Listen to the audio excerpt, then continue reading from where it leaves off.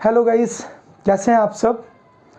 आज हम लोग डिस्कशन करने जा रहे हैं फिजिक्स चैप्टर फर्स्ट के न्यूमेरिकल्स, जो कि मैं एनसीईआरटी बुक से करने वाला हूं। और मेरे पास अभी बुक अवेलेबल नहीं है, तो मैं यहां पर एनसीईआरटी ऐप मैंने डाउनलोड कर लिया मोबाइल में। अगर जो आपके पास बुक है तो आप बुक ओपन करके रख लीजिए, कॉपी पर रख लीजिए, और नहीं है तो आप भी ऐप डाउनलोड कर सकते हैं। और क्योंकि क्वेश्चन पढ़ना बहुत ज़रूरी है, मैं तो पढ़ूंगा ही, आप भी उसको सामने देखें तो ज़्यादा बेटर रहेगा।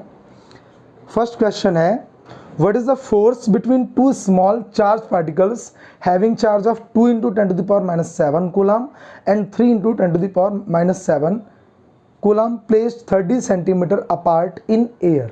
दो चार्जेस हैं, क्या करना है, सबसे पहले आपको गिवन इंफॉर्मेशन को नोट करना है, जो इंफॉर्मेशन दी गई है। उसके बाद में उस इंफॉर्मेशन के बाद में आपको निकालना क्या है वो नोट करना है। फिर क्या करेंगे हम, उसके बाद में हमें देखना है कौन सा फार्मूला लग सकता है, कैसे हम इसको सॉल्व कर सकते हैं। तो कोई भी न्यूमेरिकल करेंगे इजी वे से होने लगेगा। तो इन्होंने क्या रखा है कि दो चार्जेस हैं, मैं इनको Q1 Q2 से रिप्रेजेंट किए दे रहा हूँ। 2 × 10⁻⁷ कूलम और दूसरा है 3 × 10⁻⁷ कूलम। इनके बीच का जो डिस्टेंस है वो है 30 सेंटीमीटर। तो ये सेंटीमीटर है, इसको मीटर में कन्वर्ट कर लेते हैं। 30 सेंटीमीटर को मीटर में कन्वर्ट करने के लिए 10⁻⁻² से मल्टीप्लाई कर देंगे, ये जीरो इसमें मर्ज कर देंगे तो हो जाएगा 3 × 10⁻⁻1 मीटर। हमें निकालना क्या है, हमें फोर्स की कैलकुलेशन करनी है। तो सिंपल आपको फार्मूला कूलम फोर्स से पता है, वो क्या होता है, F = 1/4π ε0 Q1 Q2 upon R²। तो ये हो जाएगा 1। F = इसकी वैल्यू आपको पता है 9 × 10⁹ होती है। Q1 Q2 की वैल्यू कितनी है, Q1 की वैल्यू है 2 × 10⁻⁷, Q2 की वैल्यू है 3 × 10⁻⁷, डिवाइड बाई R। R² है तो ये 3 का स्क्वायर 9 और 10⁻⁻1 का स्क्वायर -2 हो जाएगा। तो यहाँ पर दिख रहा है आपको कि 9 9 कैंसिल आउट हो सकता है, 2 3 जा 6 हो जाएगा। पावर अरेंज कर लेते हैं, 10⁹ 7 और 7 माइनस का 14, -2 ऊपर जाएगा प्लस का 2। तो ये हो जाएगा 6 × 10⁻9 से 9 प्लस का 2 प्लस का, तो 11, 11 से 14 जाएगा -3। तो फोर्स आ जाएगा 6 × 10⁻⁻3 न्यूटन। तो ये आंसर ठीक आ रहा है, तो इसको नोट कर लीजिए आप लोग वीडियो को पास करके। ओके, उसके बाद में अगला क्वेश्चन करते हैं। ओके, नोट हो गया होगा। चलिए अगला न्यूमेरिकल जल्दी से पढ़ते हैं। सेकेंड न्यूमेरिकल कह रहा है, the electrostatic force on a small sphere of charge 0.4 microcoulomb due to another small sphere of charge -0.8 microcoulomb. 0.4 microcoulomb and 0.8 microcoulomb, दो स्फीयर हैं, एक पर चार्ज है 0.4 माइक्रोकूलम, एक पर चार्ज है -0.8 माइक्रोकूलम, और इनके दोनों के बीच में जो इलेक्ट्रोस्टैटिक फोर्स लग रहा है वो है 0.2 न्यूटन। तो यहाँ पर मैंने क्या कर लिया है, चार्जेस चूंकि माइक्रो कूलम में दिए थे, इनको कूलम में कन्वर्ट कर लिया। कूलम में कन्वर्ट करने के लिए क्या करते हैं, 10⁻⁻6 से मल्टीप्लाई कर देते हैं। तो 10⁻⁻6 से दोनों में मल्टीप्लाई कर दी गई है।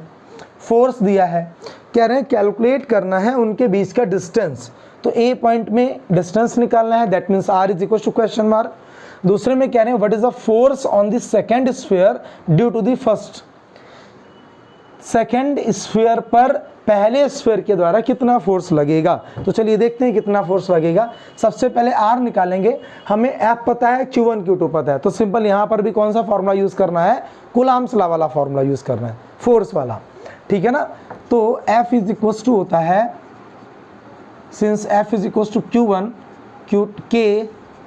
Q1 Q2 upon R²। ये वाला हमें चूंकि R निकालना है तो R को इधर ले आते हैं, फोर्स अपॉन में आ जाएगा। This will become R² = K Q1 Q2 upon F. Now the value of K is 9 × 10⁻9 into Q1 Q2. Q1 is given 0.4 microcoulomb, Q2 is given 0.8 microcoulomb. हमें डिस्टेंस चाहिए, साइन हमें पुटअप नहीं करना है यहाँ पर, ठीक है ना, इस चीज़ का ध्यान रखेंगे। और चूंकि हम लोग यहाँ पर माइक्रो को कन्वर्ट कर चुके हैं तो उसको वही वैल्यू लिख लेंगे 10⁻⁻6, और ये है अपना Q2 0.8 into 10⁻⁻6 divide by force कितना गिवन है 0.2 न्यूटन। ओके, तो देखिए पॉइंट के बाद 1 डिजिट यहाँ पर, पॉइंट के बाद 1 डिजिट यहाँ पर, तो ये पॉइंट हट जाएगा। उसके बाद में यहाँ पर 0.8 लिखा है तो हम इसको 1.0 लिख सकते हैं और ये पॉइंट को कैंसिल कर सकते हैं, तो पॉइंट वाली प्रॉब्लम खत्म हो गई हमारे पास में। देखते हैं जो कुछ डिवाइड हो रहा हो तो 2 से इसको डिवाइड करेंगे तो 2 2 जा 4, और ये हो जाएगा आपका 2 5 जा 10 एंड 2 4 जा 8। क्या और डिवाइड हो सकता है? नहीं हो सकता है शायद अब, तो ये हो जाएगा 4 2 जा 8, 8 9 जा 72, 72 divide by 5, 72 divide by 5। Power arrange कर लेते हैं, 10⁻⁻6 यहाँ पर है और 10⁻⁻6 यहाँ पर है, तो ये कितना हो जाएगा, दोनों में मल्टीप्लाई हो रही है, मल्टीप्लाई में पावर से ऐड हो जाती हैं, तो -6 -6 10⁻⁻12। ओके, एक मिनट, इसको थोड़ा सा और हम लोग इजी कर सकते हैं। मैं इसको एक बार फिर से इरेज कर रहा हूँ यहाँ पर, एक सेकेंड, सॉरी। वैसे वो मतलब सीधे आ जाएगा लेकिन आपको कैलकुलेशन ज़्यादा करनी पड़ेगी। हम लोग कैलकुलेशन थोड़ी सी और कम कर सकते हैं। के की वैल्यू अगेन 9 × 10⁻9 डाल दी। Q1 की वैल्यू अपनी है 0.4 × 10⁻6। Q2 की वैल्यू कितनी है 0.8 × 10⁻6 डिवाइड बाई F है अपना 0.2 न्यूटन। ओके, तो फिर से क्या करना है, ये वाले पॉइंट से ये वाला पॉइंट हट गया, इस वाले पॉइंट को हटाने के लिए क्या किया मैंने, 1 लिखा, पॉइंट लगा के 0 बढ़ा लिया, ठीक है ना। 1 तो लिख ही सकते हैं, कहीं पर भी आप मल्टीप्लाई या डिवाइड में लिख सकते हैं। तो ये पॉइंट हट गया। और सॉरी, अभी क्या करना है, 10 को ये डिवाइड नहीं करना है, ये अपने पास 8 है, यहाँ से डिवाइड कर दिया, 2 1 जा 2 और 2 2 जा 4, तो ये हो जाएगा 9 2 जा 18, 18 8 जा होता है 144। ये ऐसा क्यों किया पता है, हमें स्क्वायर निकालना था, इधर ये स्क्वायर उधर जाएगा तो स्क्वायर रूट, तो 144 का स्क्वायर रूट ईजी वे से हम निकाल सकते हैं। अच्छा, उसके बाद में पावर अरेंजमेंट करते हैं, 10⁻9 -6 -12, और ये नीचे 10 है, ये ऊपर ले जाएंगे तो ये क्या हो जाएगा -1, तो ये आएगा 144 इंटू 10⁻⁻12 1 13, और 13 से 9 सब्ट्रैक्ट करेंगे, माइनस के 13 से 9 सब्ट्रैक्ट करेंगे तो ये बचेगा 4। ये वैल्यू आ गई अपनी r स्क्वायर की। अब r की वैल्यू चाहिए तो r कितना हो जाएगा, स्क्वायर रूट 144 का स्क्वायर रूट हो जाएगा 12, स्क्वायर उधर जाएगा स्क्वायर रूट में, और किसी भी पावर का स्क्वायर रूट निकालना होता है तो पावर को हाफ कर देते हैं, तो 10⁻⁻4 का स्क्वायर रूट हो जाएगा 10⁻⁻2, और चूँकि हम लोगों ने SI में सारी यूनिट्स ली थी तो ये हो जाएगा अपना मीटर, ठीक है ना। आप चाहें तो इसको पावर को इसमें अरेंज कर सकते हैं, और इसी को आप लिख सकते हैं R = -2 है तो 0.2 डिजिट तक इधर आएगा, यानी कि 0.12 मीटर, ये इनके बीच का सेपरेशन है। तो ये फर्स्ट पार्ट अपना सॉल्व हो गया है। सेकेंड पार्ट में कह रहे हैं कि what is the force on this second sphere due to first sphere. तो आप लोगों ने कूलाम्स लाइन वेक्टर फॉर्म पढ़ रखा है, तो उसमें रिजल्ट क्या आया था कि फोर्स हमेशा म्यूचुअल होता है।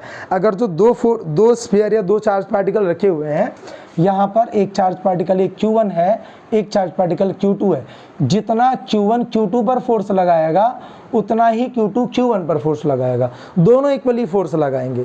तो सेकेंड फोर्स का सेकेंड में भी आंसर सेम ही रहेगा जो इन्होंने फोर्स दे रखा था। तो what is the force on the second sphere due to first, that is also 0.2 newton. Reason क्या है, क्योंकि फोर्स म्यूचुअल होता है, दो चार्जेस हमेशा इक्वल फोर्स एक दूसरे पर लगाते हैं। तो ये बी पार्ट भी आपका सॉल्व हो गया है। आगे बात करते हैं सी पार्ट के। देखिए सॉरी, सी पार्ट नहीं, अगले न्यूमेरिकल में, इसको जरा नोट कर लीजिए जल्दी से। ओके, चलिए न्यूमेरिकल नंबर 3 शुरू करते हैं। इसमें कह रहे हैं एक रेशियो उन्होंने दे रखा है, चेक द रेशियो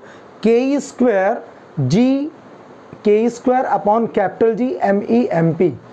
तो आप सभी सिंबल्स जानते हैं, K क्या है, कूलाम कांस्टेंट, इसकी वैल्यू आपको पता है 9 × 10⁹ होती है, 1/4 पे एप्सिलॉन नॉट आपने यूज़ किया है।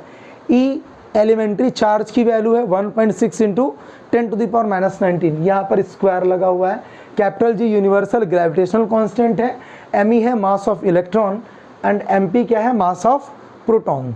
तो ये हमें एक रेशियो दे रखा है और इन्होंने कहा है कि चेक करना है कि ये डायमेंशन लेस है। ठीक है चेक कर लेंगे। उसके बाद में इस रेशियो की हमको वैल्यू भी बतानी है। तो ठीक है भैया, देखते हैं आगे। हमें ये भी बताना है कि ये रेशियो हमें बता क्या रहा है आखिर।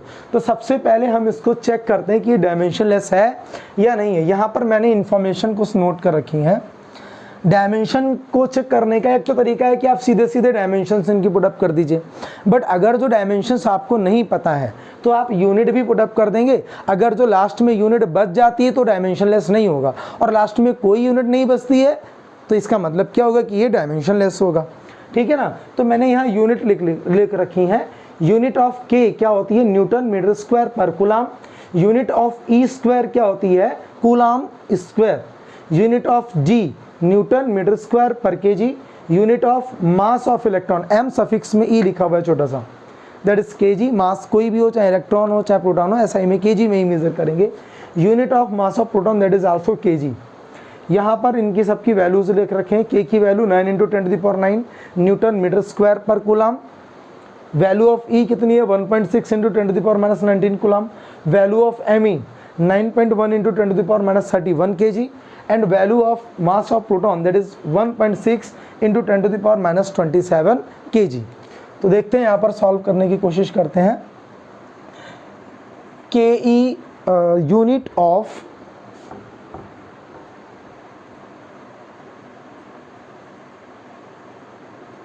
के E square upon capital G M E M P.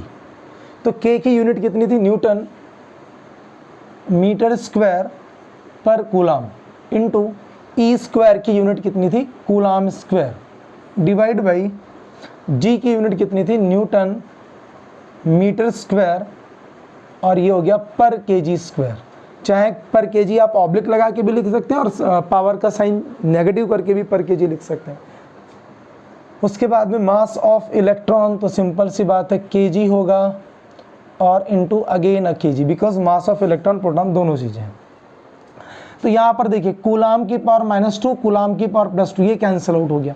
Newton से न्यूटन, मीटर स्क्वायर से मीटर स्क्वायर। केजी की पावर -2 और केजी की पावर 1 यहाँ 1 यहाँ, तो ये दोनों इससे कैंसिल आउट हो जाएंगे। तो ये क्या हो गया, since K square upon G M E M P has no unit, therefore k square upon g m e m p is dimensionless। ठीक है ना, ये डायमेंशनलेस हो गया। ये यहाँ पर आपने दिखा दिया इसको। अगर तो यूनिट निकल के आ जाती तो डायमेंशंस होती, जब यूनिट ही नहीं बची तो डायमेंशन आप किसके बनाएंगे।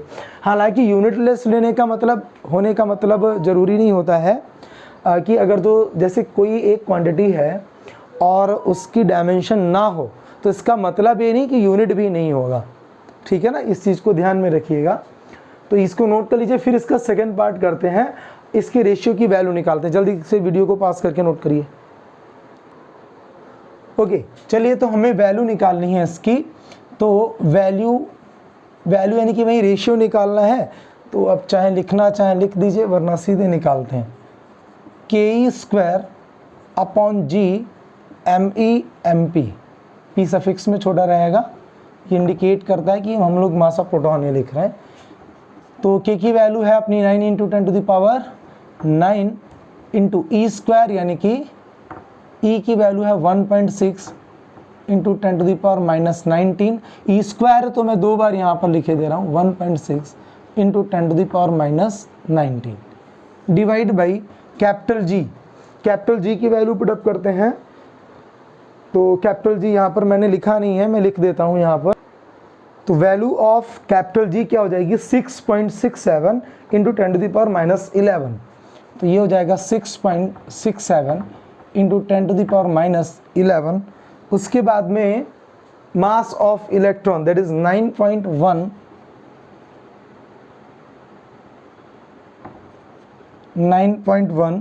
into 10⁻31. After that, mass of proton that is 1.66 10⁻⁻27 kg। तो सॉल्व करते हैं इसको। सबसे पहले पॉइंट अरेंज करने की कोशिश करते हैं। तो मैं क्या कर रहा हूँ यहाँ पर, देखिए पॉइंट के बाद में 2 डिजिट्स हैं, ये पॉइंट हटा दिया, पॉइंट के बाद 2 डिजिट्स, यहाँ पर पॉइंट के बाद में 1 डिजिट है, तो ये वाला पॉइंट हट गया और एक हट गया, तो 1 डिजिट ये, 1 डिजिट ये, 2 डिजिट हो गए। यहाँ पर ये बचा हुआ है 6.67 में भी पॉइंट के बाद 2 डिजिट्स हैं, 9.1 में भी पॉइंट के बाद में 2 डिजिट्स हैं। तो इसको मैं क्या कर रहा हूँ, पॉइंट ऐसे हटा देता हूँ, यहाँ पर सॉरी 1 डिजिट है, ये 2 डिजिट्स हैं, तो 2 यहाँ और 3 यहाँ, पॉइंट हटा दिया, 10⁻³ से मल्टीप्लाई कर दिया। ओके, तो अभी देखते हैं कि क्या यहाँ पर कोई डिवाइड हो सकता है। इसको कर सकते हैं हम लोग 2 से कर सकते हैं, 2 8 जा 16, पॉइंट हट चुका है, 2 3 जा 6, ये वाला हो गया 2 8 जा 16। क्या और कोई डिवाइड हो सकता है सीधे सीधे? अभी तो नहीं दिख रहा है। तो सबसे पहले क्या कर लेते हैं, इनको सेपरेट करके लिख लेते हैं। 9 into 16 into 8, 9 into 16 into 8 divide by 6 6 7 और कौन सा अपने पास बचा है 91, ठीक है ना, और मल्टीप्लाई अपना बचा है 83, और तो कोई नहीं बचा। 9 16 8 6 6 7 667, दैट मीन्स 9.91 हो गया है ये, और ये 83 बचा। ठीक है, पावर्स देख लेते हैं, ऊपर कौन कौन सी पावर है, 10⁹ है, और मल्टीप्लाई में पावर ऐड हो जाती हैं, तो 9, और ये माइनस का 19, -19 है, -19 है, तो माइनस का 38 में पूरा लिख के दे रहा हूँ। नीचे देखिए कौन कौन सी बची हैं, 10⁻⁻11 -31 -27 -3, तो ये सबके सब माइनस की है, तो -3 27 के साथ में मिलेगा, तो ये हो जाएगा माइनस का 30, -30 में 31 ऐड करेंगे तो माइनस का 61, -61 में 11 ऐड करेंगे तो 72, 10⁻⁻72। ओके, तो यहाँ पर पावर्स हम -72 को ऊपर ले जाएंगे, प्लस हो जाएगा, 9 से 38 से 9 सब्ट्रैक्ट कर लेंगे। इसको आप कैलकुलेटर से या अपने आप भी सॉल्व कर सकते हैं। मल्टीप्लाई ऊपर कर लीजिए, नीचे मल्टीप्लाई या जो डिवाइड हो सकता है। मैं इसमें कैलकुलेशन में टाइम ख़राब नहीं करूँगा, ठीक है ना, वीडियो जिससे बड़ा ना हो ज़्यादा। तो इसको जल्दी से कैलकुलेट करिए।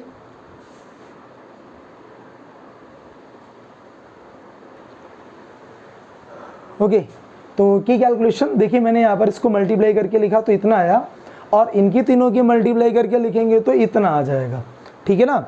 और आप चाहें तो ऊपर से 0 वगैरह अरेंज कर सकते हैं, अदरवाइज मैंने इसको सीधे सीधे डिवाइड कर दिया है, ठीक है। तो जब आप इसको सीधे सीधे डिवाइड करेंगे then you will get 0.000228 into 10⁻9 से 38 सेपरेट करेंगे तो -29, 72 ऊपर जाएगा तो प्लस का 72। फिर यहाँ पर क्या किया गया, 72 से 29 सब्ट्रैक्ट होगा तो 43, और ये वाले पॉइंट अरेंज कर लिए 1 2 3 4, 2 पॉइंट करके लिखा है, तो 4 डिजिट डेसिमल राइट साइड में ले गए, तो इसलिए 4 पावर इसमें से सब्ट्रैक्ट हो जाएगी। इसमें से ये घटाने पर 43 आया था, और चूँकि 4 डिजिट डेसिमल यहाँ लिखा है इसलिए 4 पावर सब्ट्रैक्ट हो गई, तो 2.3 मैंने यहाँ पे क्या लिखा है, इसको ऑलमोस्ट लगभग आप राउंड फिगर में इसको 2.3 लिख सकते हैं। 8 यहाँ से जब हटाएंगे तो इसमें 1 ऐड हो जाएगा, पता है आपको ना, तो ये 10⁻39 ये इसका रेशियो आ गया, ठीक है ना। ओके, यूनिट नहीं होगी क्योंकि यूनिट लेस आ चुका है पहले ही हमारे पास में। तो अब पूछ रहे थे कि इस रेशियो से हमें पता क्या चलता है, तो देखिए यहाँ पर ke स्क्वायर है, यहाँ पर GME MP है। यहाँ पर थोड़ा सा इसको समझिएगा, हमें फोर्स, इलेक्ट्रिकल फोर्स पता है कि Q1 Q2 है। अगर जो दो इलेक्ट्रॉन या दो प्रोटॉन के बारे में बात की जाए तो यहाँ पर दो इलेक्ट्रॉन के लिए एलिमेंट्री चार्जेस दो हैं लाइक चार्जेस को, या एलिमेंट एक इलेक्ट्रॉन एक प्रोटॉन भी हो सकता है। तो सेम यहाँ पर देखिए मास of electron mass of proton है ना, तो दो एलिमेंट्री चार्ज लिए गए क्योंकि चार्ज की वैल्यू सेम रहती है चाहे इलेक्ट्रॉन हो चाहे प्रोटॉन हो। तो मैं यहाँ पर Q1 Q2 को E इंटू ई करके ई स्क्वायर कह सकता हूँ। नहीं समझ आया? देखिए कि Q1 Q2 upon are square होता है, इतना तो क्लियर है ना।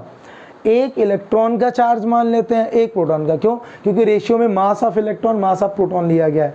तो यहाँ पे चार्ज ऑफ इलेक्ट्रॉन और चार्ज ऑफ प्रोटॉन कर लीजिए। मैं अभी यहाँ पर वैल्यू ना डाल करके दोनों की वैल्यू को ई लिखे दे रहा हूँ, तो ये हो जाएगा कि इसकी भी वैल्यू ई इसकी भी वैल्यू ई, तो ये ई स्क्वायर अपॉन आर स्क्वायर। उसके बाद में ग्रेविटेशनल फोर्स होता है कैपिटल जी। फिर अब ये इलेक्ट्रॉन और प्रोटॉन के बीच में ग्रेविटेशनल फोर्स में ना आप क्या मास ही तो यूज़ करते हैं, तो मास निकाला गया, तो ये हो गया MEMP। और डिस्टेंस जो है दोनों का सेम रखा गया है, इसका भी डिस्टेंस R है। अब देखिए इनका अगर जो हम रेशियो निकालते हैं तो इनका रेशियो निकालेंगे तो FE upon FG gravitational force, FG that will be KE square upon R square divide by G MEMP upon R square। ये वाला R square कट जाएगा तो कितना बचा? यही बचा ना जिसका इन्होंने निकलवाया रेशियो GMEMP। ठीक है, तो ये KE स्क्वायर अपॉन GMEMP। तो बेसिकली ये है क्या? ये इलेक्ट्रिकल फोर्स और ग्रेविटेशनल फोर्स का रेशियो है दो इलेक्ट्रॉन और एक इलेक्ट्रॉन और एक प्रोटॉन के बीच में।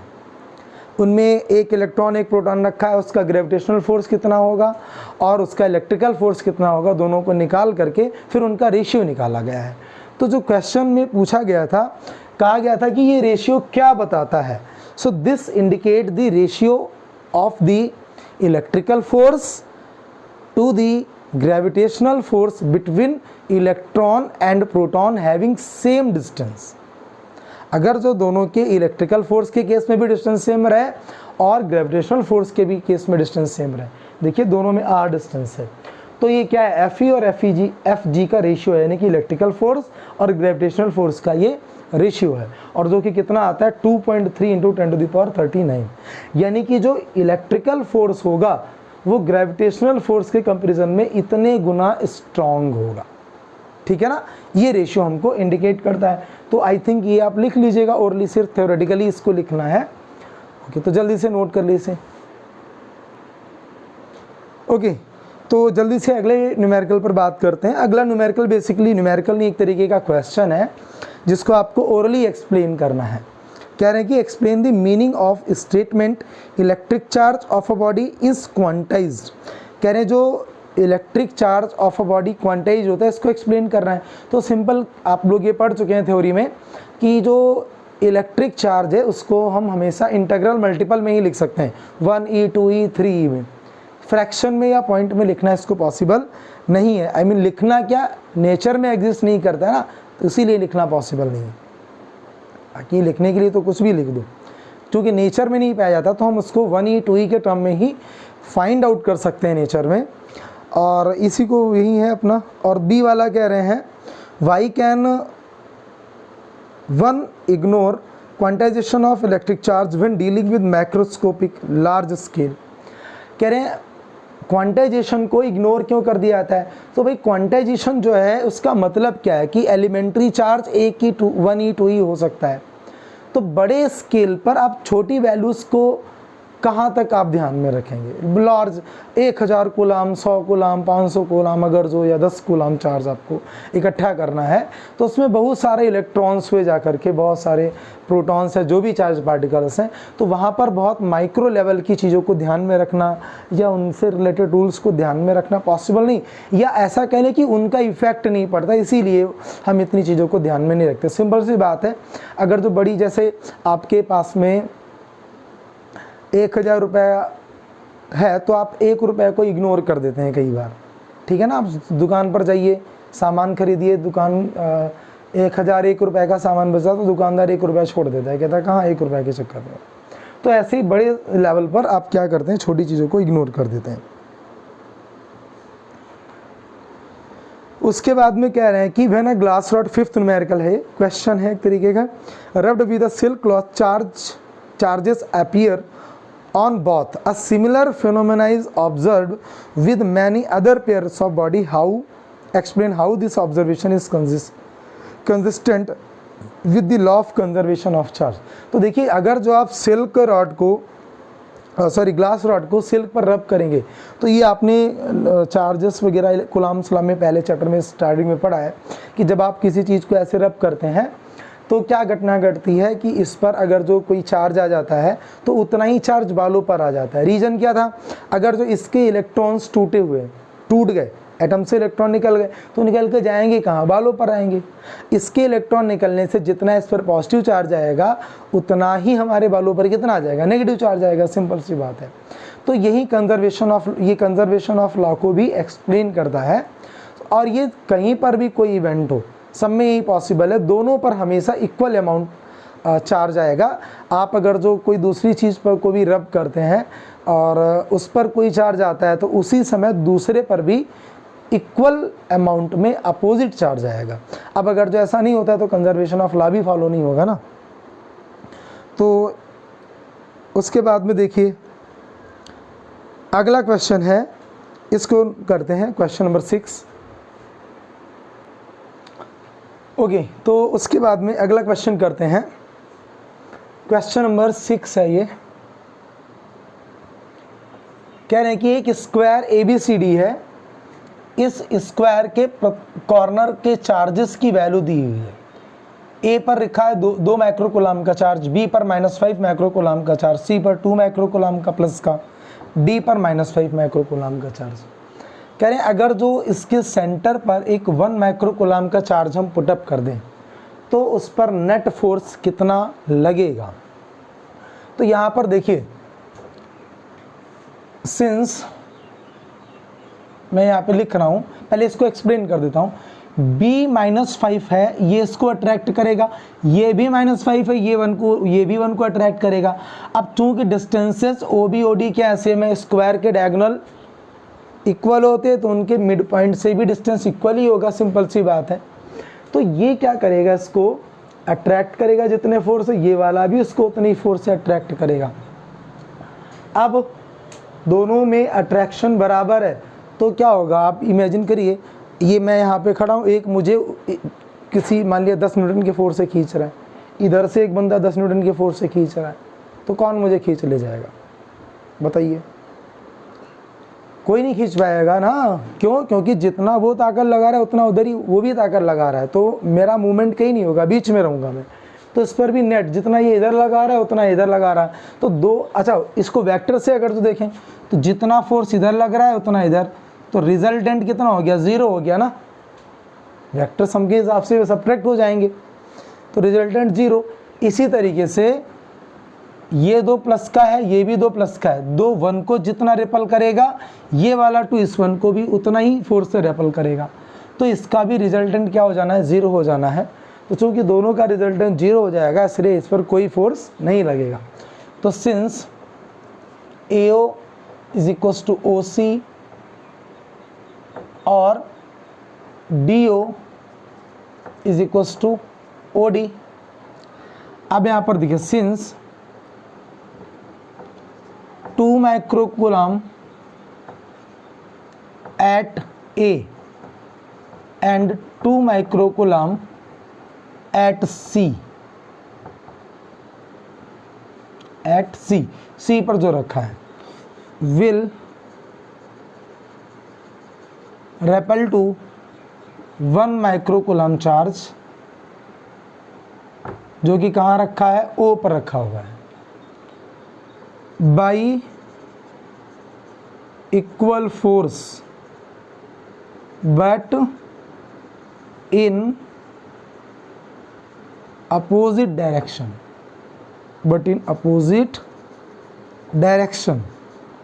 therefore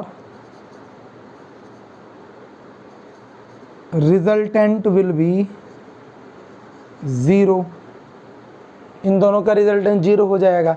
इसी तरीके से सिमिलरली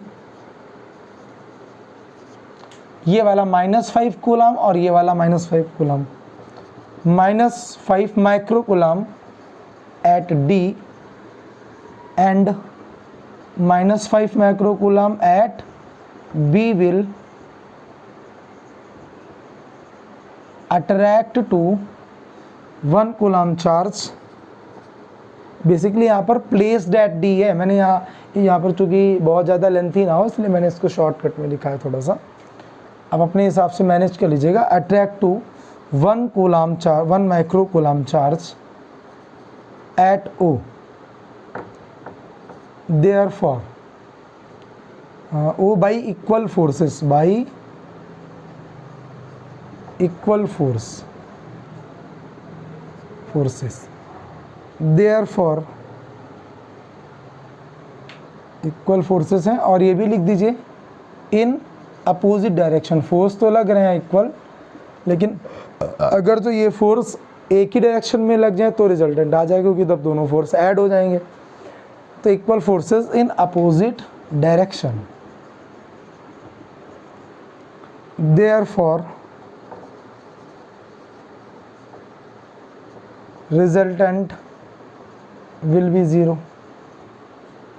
ये किसके लिए हो गया? फॉर चार्ज 2 माइक्रो कूलम, और ये हो जाएगा for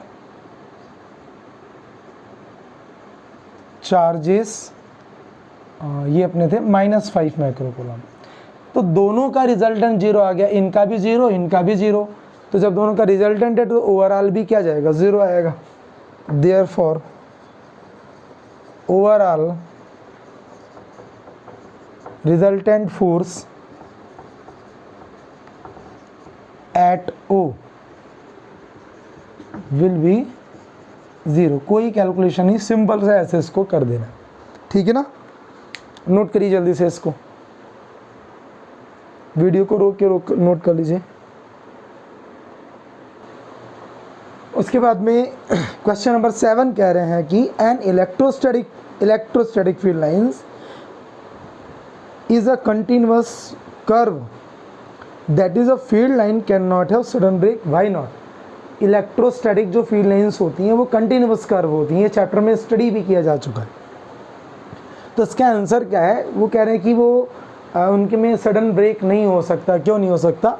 electrostatic field lines is a continuous curve because charge particle experience continuous force. जब हम किसी चार्ज पार्टिकल को इलेक्ट्रिक फील्ड में रखते हैं तो वो एक कंटिन्यूअस फोर्स एक्सपीरियंस करता है। मतलब ये नहीं कि अभी फोर्स एक्सपीरियंस किया फिर थोड़ी देर नहीं फिर आया, तो मतलब उस पर जो फोर्स लगेगा वो कंटिन्यूअस ही लगेगा, ठीक है ना।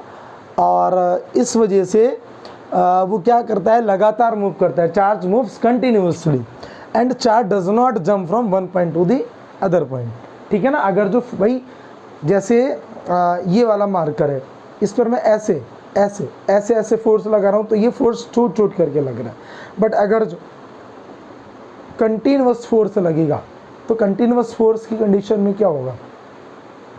इसमें जंपिंग थोड़ी ना होगी। ये कंटिन्यूअस फोर्स लग रहा है, देखिए किधर भी ले जा रहे हैं, कंटिन्यूअस फोर्स लगा के ना है तो आप समझ जाएंगे कि लगातार कर्व बनेगा, कहीं पर ब्रेकेज नहीं आएगा। उसके बाद में इसी में कहने की electric field lines never intersect to each other, never cross each other at any point. क्यों?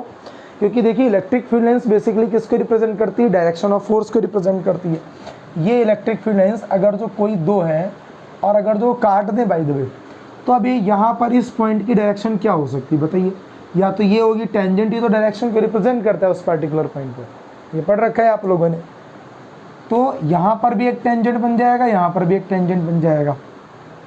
अब एक ही पॉइंट दो डायरेक्शन में नहीं जा सकता, एक ही डायरेक्शन में जा सकता है ना, तो ये पॉसिबल ही नहीं है। तो electric field lines never cross each other because if they do so then the force must have two directions at an intersection point and it is not possible, ठीक है ना। नोट करिए जल्दी से इसे। ओके, क्वेश्चन नंबर 8 स्टार्ट करते हैं। तो क्वेश्चन नंबर 8 कह रहे हैं कि 2 पॉइंट चार्जेस हैं QA और QB। बुक आपके पास होगी, आप उसमें से पढ़िएगा 2 पॉइंट चार्जेस QA QB हैं, उनके बीच 20 सेंटीमीटर का सेपरेशन है। और यहाँ पर QA की वैल्यू दे रखी है 3 माइक्रोकूलम, QB की वैल्यू है -3 माइक्रोकूलम, और ये 20 सेंटीमीटर हो गया। और कह रहे हैं कि मिड पॉइंट इसका O है। अगर जो हम लोग मिड पॉइंट पर इलेक्ट्रिक फील्ड निकालें तो वो कितनी हो जाएगी, ठीक है ना। क्वेश्चन कह रहा है कि O पॉइंट जो कि बिल्कुल मिड पॉइंट है इसका एग्जैक्ट बीच में, इस पर इलेक्ट्रिक फील्ड बतानी है आपको कितनी होगी। तो देखिए क्या करना है, मिड पॉइंट पर चूंकि इलेक्ट्रिक फील्ड निकालनी है तो हम क्या करते हैं, जब भी इलेक्ट्रिक फील्ड निकालते हैं, आपने इक्वेटोरियल लाइन वगैरह आपने पढ़ा होगा डाइपोल में, तो पॉइंट जो होता है जिस पर इलेक्ट्रिक फील्ड निकालनी होती है उसको क्या करते हैं, as a positive test charge assume करते हैं। तो इसको भी यहाँ पर हम मान लेंगे कि कोई पॉजिटिव टेस्ट चार्ज रखा हुआ है। तो QA जो है ये 3 माइक्रोकूलम है, QB जो है ये -3 माइक्रोकूलम है। अब यहाँ पर ये वाला प्लस ये पॉजिटिव टेस्ट चार्ज अगर जो यहाँ पर है तो इसको रेपल करेगा इधर, इसको E1 कह देते हैं, वेक्टर E1। उसी तरीके से -3 माइक्रोकूलम इस प्लस पॉजिटिव टेस्ट चार्ज को अट्रैक्ट करेगा। मैं थोड़ा सा आगे पीछे बना रहा हूँ, दोनों वेक्टर बिल्कुल इक्वल लेंथ के बनेंगे क्योंकि दोनों चार्जेस का मैग्नीट्यूड इक्वल है और डिस्टेंसेस भी दोनों के बराबर है।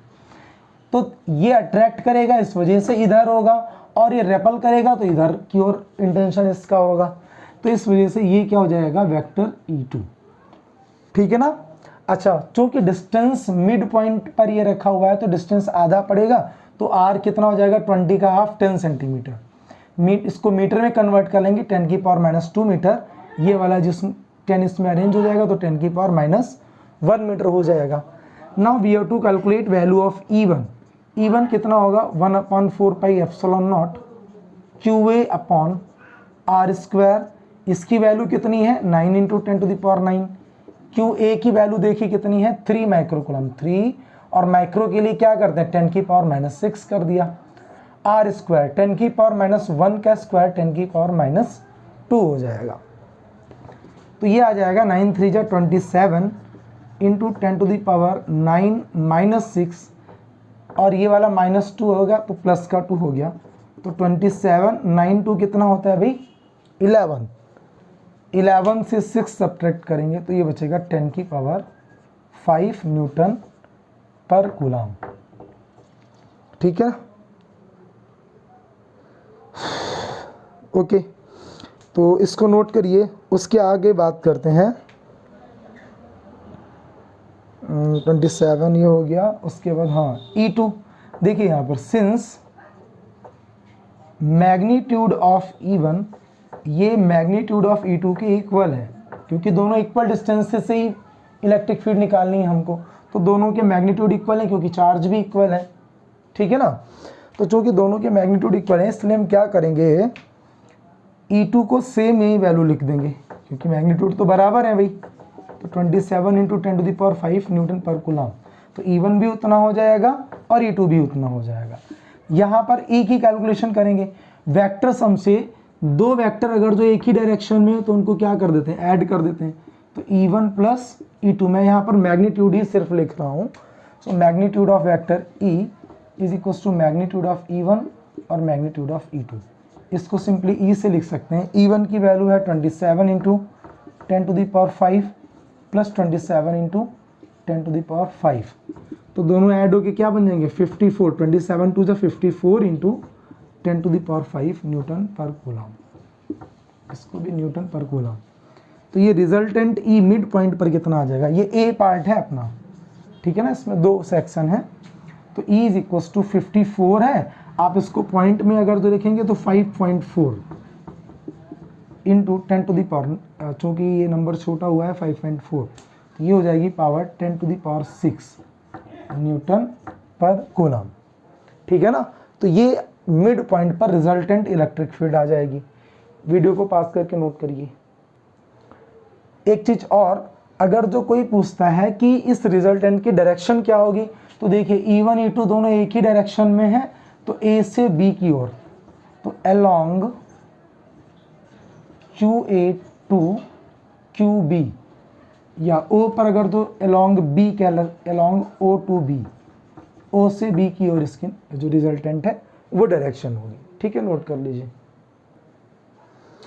उसके बाद में इसमें बी पार्ट में कह रहे हैं a test charge of amount 1.5, एक चार्ज है टेस्ट चार्ज कोई 1.5 इंटू 10⁻⁹ कूलम का, उसको ओ के ऊपर अगर जो रख दिया जाता है तो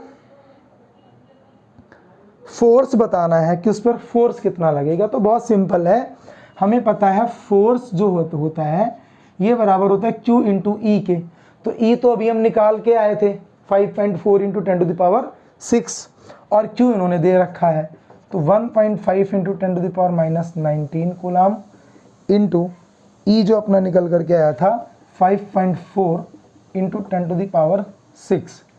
तो दोनों की क्या कर दीजिए, मल्टीप्लाई कर दीजिए। चलिए मल्टीप्लाई करके इसको लिख लीजिए। ओके, ये सॉरी 9 है, 10⁻⁹। तो इसकी मल्टीप्लाई 8.1 आएगा, -9 और 6 10⁻⁻³ न्यूटन। तो ये इस पर अप्लाइड फोर्स हो जाएगा। ठीक है, नोट करिए जल्दी से। ओके, उसके बाद में क्वेश्चन 9 पर डिस्कशन करते हैं। देखिए इन्होंने कहा है कि a system has 2 charges QA and QB।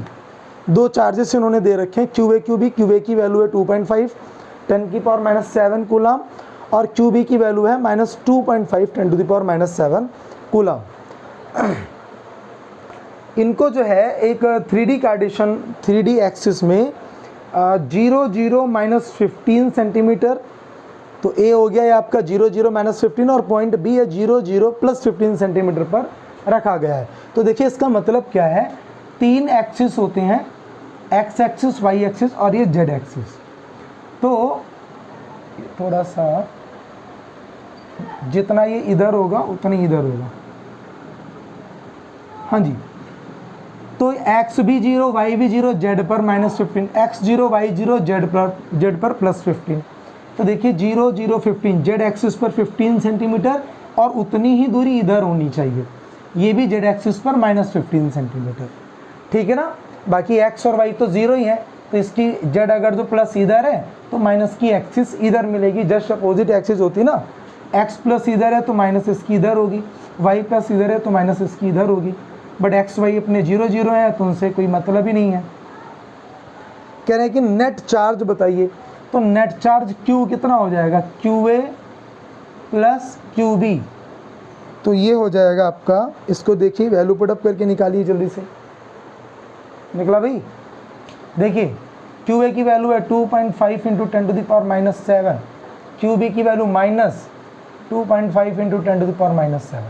जितना ये उतना ये क्या हो गया, नेट 0 हो गया। तो नेट चार्ज सिस्टम का कितना हो गया, 0। जितना यहाँ पर प्लस रखा हुआ है उतना ही यहाँ पर माइनस रखा हुआ है, दोनों की वैल्यू।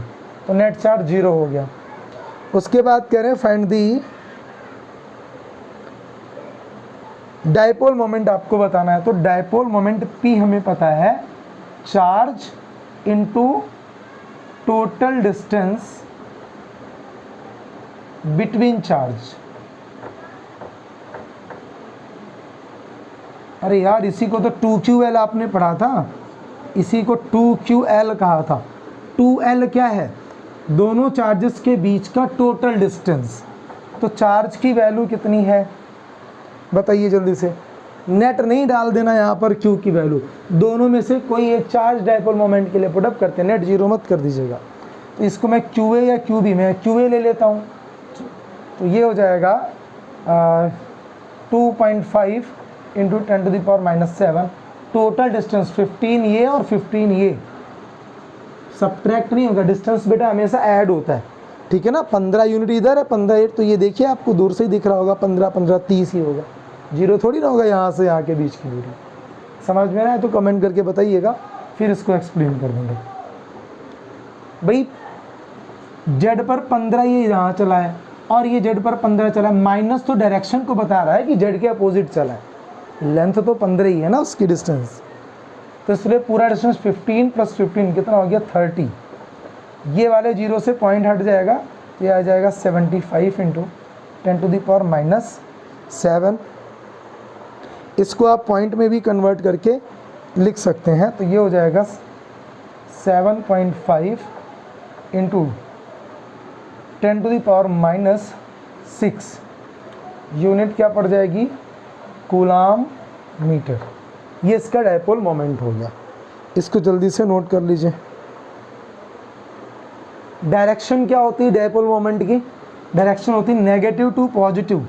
तो ए पर जो है अपना ये प्लस चार्ज रखा हुआ है और बी पर माइनस चार्ज रखा हुआ है, तो माइनस चार्ज यहाँ पर ये हो जाएगा।